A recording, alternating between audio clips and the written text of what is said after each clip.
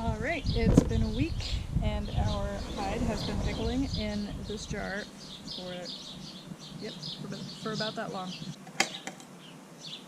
Okay. Probably should have put this in something with a more open mouth, like a bucket, but I will definitely do that next time. I'm gonna go ahead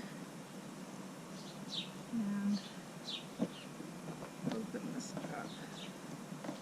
Some scissors. I've also got a knife here in case I need it to help me get all the flesh off. Alright, there we go. There it is. My pelt. Stretch it out a little bit. There's some bits here on the front where we cut the head off, but it's kind of stained. I might cut those off in a second. I'll see how they look after I do this. I'm going to use my hands very gently pull off all of this shit. This step took several hours. I was there just about all day picking and using the knife, and I discovered very quickly that when you're using the knife, you have to be extremely careful. I did not use the knife to cut the flesh off. I couldn't. If I did, I would make a hole in it. I had to use it to kind of scrape at the fibers as I was pulling to weaken them and make them easier to pull off. I also had some help. I had to call in my partner to sit down and help me with this, because again, this took several hours. I was also making sure to stretch the pelt out every so often to help kind of break up those fibers and get the flesh to come off a little bit easier. This was a long and tedious process, but my OCD brain found a lot of pleasure in just being able to sit and do something with my hands for a while without thinking about, I don't know, the apocalypse or politics or, hey, BLM is marching in the streets right now and the cops are erupting in violence. That's great. Cool. Alright, I'm about halfway through this pelt and you can really see the difference between the pelt itself and the flesh at this point. So I'm going to keep going. It feels really soft and pliable underneath. I find that really interesting. This whole process has been kind of cool. Okay, just about finished with this. I've got most of the fat and skin membrane off of here. There's still quite a bit left and it's still really dark up in this corner. But I'm going to throw it back in to the salt and alum mixture with an extra cup of salt and alum and let it sit for another week, and then we will pull it out and continue on with the next step.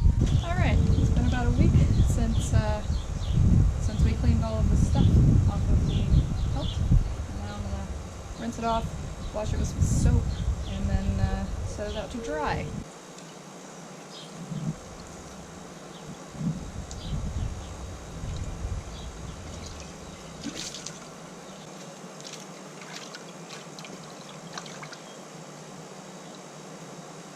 I can already tell this one's not going to be very good.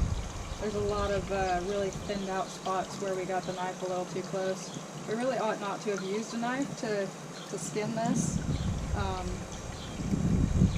before we know what the fuck we were doing with it.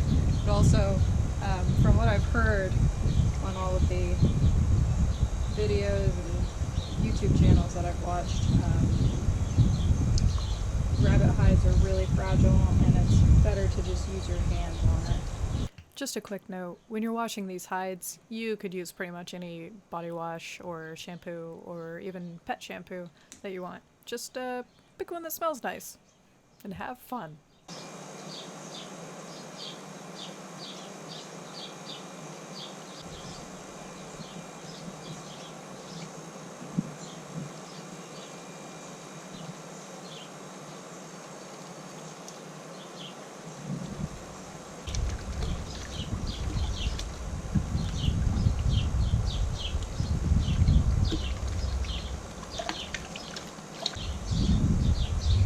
It looks like the brown spots are actually actually part of the fur. That is not, that's not dirt. That's not coming off. And that's fine. I don't mind it. I kind of like the added color to it. I've always thought that plain white rabbits weren't my favorite. Not that they're not pretty, but they're not my favorite. So that's about it. I'm gonna lay this down in our garage, first side down, and let it all dry out. And I'm gonna go out every once in a while, stretch it out, make sure that it's not shrinking and drying as it dries. And yeah, I'll show you that. It smells nice and clean now. There's a little bald spot here. I don't know what happened, but all of that hair just came out. There's not even any damage to the other side. That just came out. But that's the only bald spot I can see. Got a hole here. There's a bigger hole here and another one there. But overall, I'd say not bad for our first time. Let's hope it turns out. It's morning now.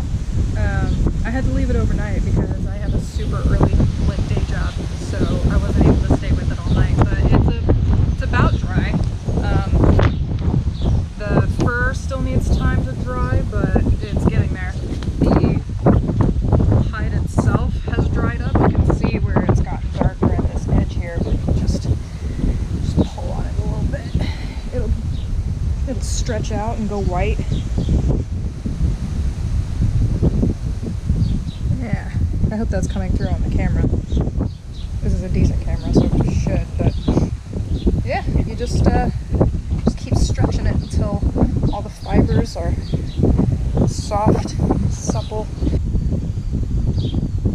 But there you go. Once you got that done, there's a hide. I'm not sure what I'm going to do with this one. Since it's our first, I'll probably just keep it for decoration or as like a trophy for our first kill.